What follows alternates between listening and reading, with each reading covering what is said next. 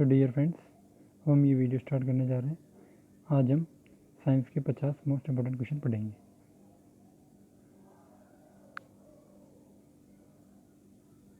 ऐसे पादप जो सूर्य के प्रकाश से अपना भोजन बनाते हैं क्या कहलाते हैं?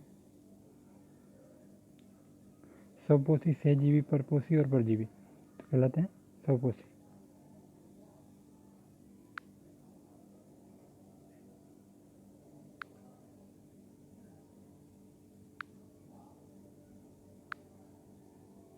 क्या कहलाते हैं? स्वपोषी। ठीक है। पादप की कौन से भाग में भोजन का निर्माण कार्य होता है? तो पादप के पत्तियों में निर्माण कार्य होता है, भोजन का निर्माण कार्य होता है। ठीक है। पत्तियों में पाए जाने वाले हरे रंग के वर्णक को क्या कहते हैं? पत्तियों में पाए जाने वाले हरे रंग को पर्णहरित कहते हैं। अमरबेल क्या है?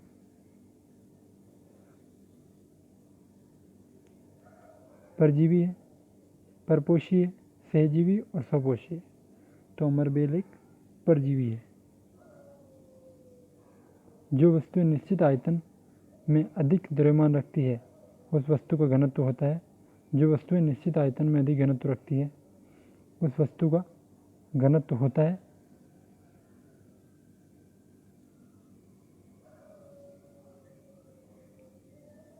अधिक होता है। जल में पूर्ण रूप से घुलने वाली वस्तुओं को क्या कहते हैं? जल में पूर्ण रूप से घुलने वाली वस्तुओं को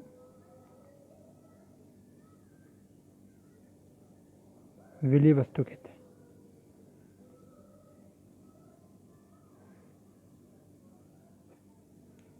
ठीक है।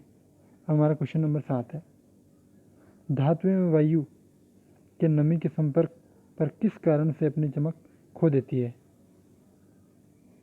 तो ये गंदगी के कारण, चंबुकत्व के कारण, संसारण के कारण या अचंबुकत्व के कारण। तो ये है फ्रेंड्स संसारण के कारण। धातु वायु और नमी के संपर्क रहने पर अपनी चमक खो देती है।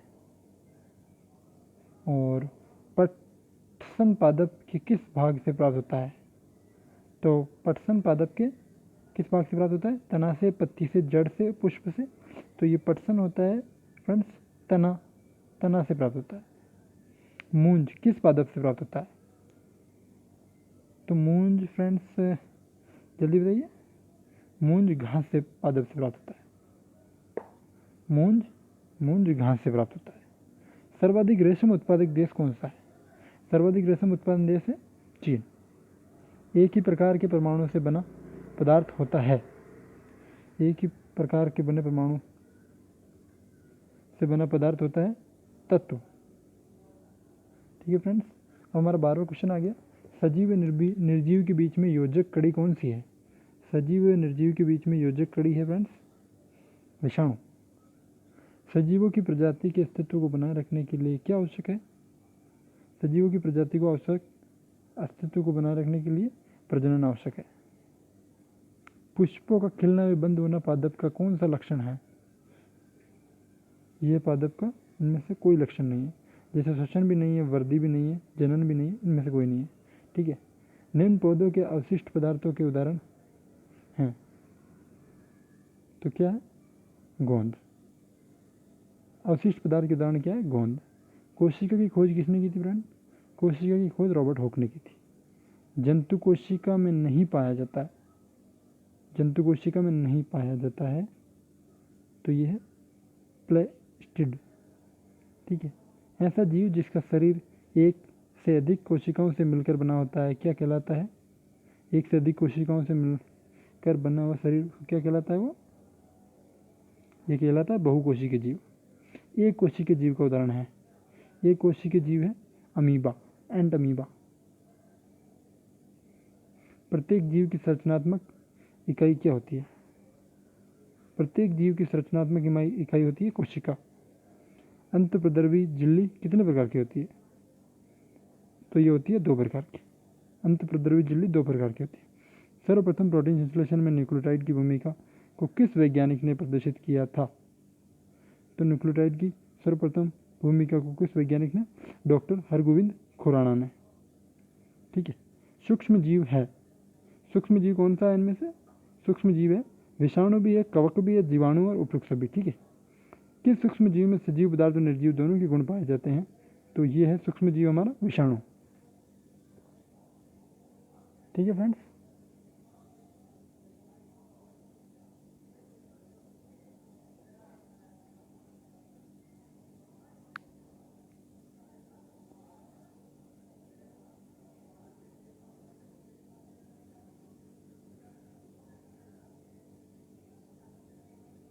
अब आगे हमारा 25वां क्वेश्चन, प्रतिजैविक औषधि कौन सी है? तो प्रतिजैविक औषधि है पेनिसिलिन। पेनिसिलिन, ये जो पेनिसिलिन है ये प्रतिजैविक औषधि है।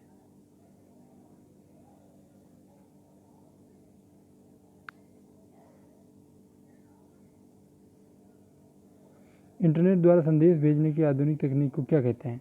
इंटरनेट द्वारा संदेश भेजने की आधुनिक तकनीक को क्या कहते हैं? ईमेल कहते हैं। इंटरनेट द्वारा संदेश भेजने की आधुनिक तकनीक को ईमेल कहते हैं। निम्न में से प्रोटोजोआ का उदाहरण नहीं है। कौन नहीं है? अमीबा, पेरामीशियम, यूग्लिना और यूलोथ्रिक्स।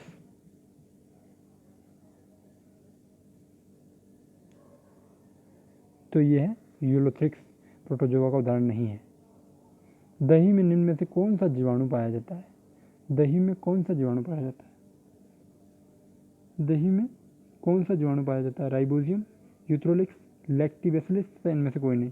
तो दही में फ्रेंड लैक्टोबैसिलस नामक जीवाणु पाया जाता है। वायुमंडल की नाइट्रोजन को नाइट्रेट में बदलने में सहायक है। वायुमंडल की नाइट्रोजन को नाइट्रेट में बदलने के लिए क्या सहायक है?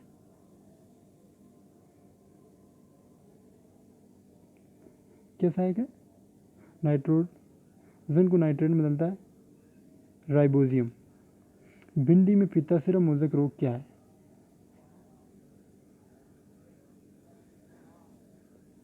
भिंडी में पित्ताशिरा मोज़ेक रोग है, वायरस जनित रोग है। भिंडी में जो पित्ताशिरा मोज़ेक रोग होता है वो एक वायरस जनित रोग है। ठीक है फ्रेंड, एक वर्षीय तथा एक ऋतु के जीवनकाल के पौधों को निम्न में से उदाहरण है। एक वर्षीय तथा एक ऋतु के जीवनकाल के पौधों का निम्न में से उदाहरण है। तो ये है मक्का। ऐसे पौधे जिन्हें ऊपर चढ़ने के लिए सहारे की आवश्यकता होती है क्या कहलाते हैं? आरोही पौधे। निम्न में से पौधे के किस भाग से गैसों का आदान प्रदान होता है? तो पत्ती से गैसों का आदान प्रदान होता है। पौधे की जो पत्ती वाला भाग होता है उससे गैसों का आदान प्रदान होता है। निम्न में से भूमिगत तने का रूपांतरण नहीं है। भूमिगत तने का रूपांतरण नहीं है तो ये टमाटर नहीं है, क्योंकि जो आलू, अदरक, हल्दी ये सब भूमिगत रूपांतरण है। और ये जो टमाटर है वो भूमिगत रूपांतरण नहीं है। पत्ती का वे भाग जिसके द्वारा वे तने से जुड़ी रहती है क्या कहलाता है? पत्ती का वे भाग जिसके द्वारा वे तने से जुड़ी रहती है क्या कहलाता है? मध्यशिरा, पर्णवृंत, पर्णफलक, उपशिरा। 2 पर्णवृंत। वर्ताकार गति का उदाहरण है। वर्ताकार गति का उदाहरण है कोल्हू के बेल की गति। वर्ताकार गति का क्या उदाहरण है? कोल्हू के बेल की गति। निम्न में से कौन सी गति निश्चित समय अंतराल के पश्चात नहीं दोहराई जाती है? तो यह है पेड़ के फल का टूटना। कंपन गति का क्या उदाहरण है? कंपन गति का उदाहरण है तो कंपन गति का उदाहरण है वीणा के तार की गति। ये कंपन गति का, देखो झूले की गति नहीं है, पहिए गति नहीं, बस की गति नहीं है, तो ये है वीणा के तार की गति। कुम्हार के चाक की गति होती है। कुम्हार के चाक की गति होती है घूर्णन गति। चिमटे में आयास, आलम्ब और भार का क्रम होता है। तो ये होता है भार, आयास और आलम्ब। पहले भार होता है, आयास होता है और फिर आलम्ब होता है। निम्न में से वेज आकृति का उदाहरण है।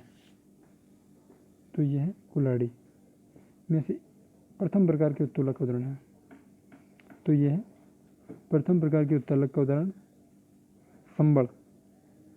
निम्न में से तृतीय प्रकार का उत्तोलक है। तो यह है चिमटा। फिर चिमटा तृतीय प्रकार का उत्तोलक है। पहिए व दूरी कैसी मशीन है? सरल मशीन है। ऐसा उपकरण जो 2 भागों में कसने के काम आता है वह क्या कहलाता है? पेंच। बल लगाने हेतु कितनी वस्तु परस्पर क्रिया होनी आवश्यक है? बल लगाने हेतु कितनी वस्तुओं में परस्पर क्रिया होनी आवश्यक है? 2। हमारी मांसपेशियां निम्न में से कौन सा बल लगाती है? तो 4 पेशी बल। किसी चुंबक का अधिकतम आकर्षण क्षमता कहाँ होती है? सिरों पर। किसी चुंबक की अधिकतम आकर्षण क्षमता सिरों पर होती है। सिरे यानी कि जो इसका एन और एस ध्रुव होता है वहाँ पर, ठीक है। विद्युत सेल का ऊपरी हिस्सा पॉपी होती है। विद्युत सेल का ऊपरी हिस्सा कहाँ पर होता है? धनात्मक पर। भारत परमाणु विज्ञान का जनक निम्न में से कौन से? भारतीय परमाणु विज्ञान के जनक तो डॉक्टर होमी जागिर बाबा ने 1966 में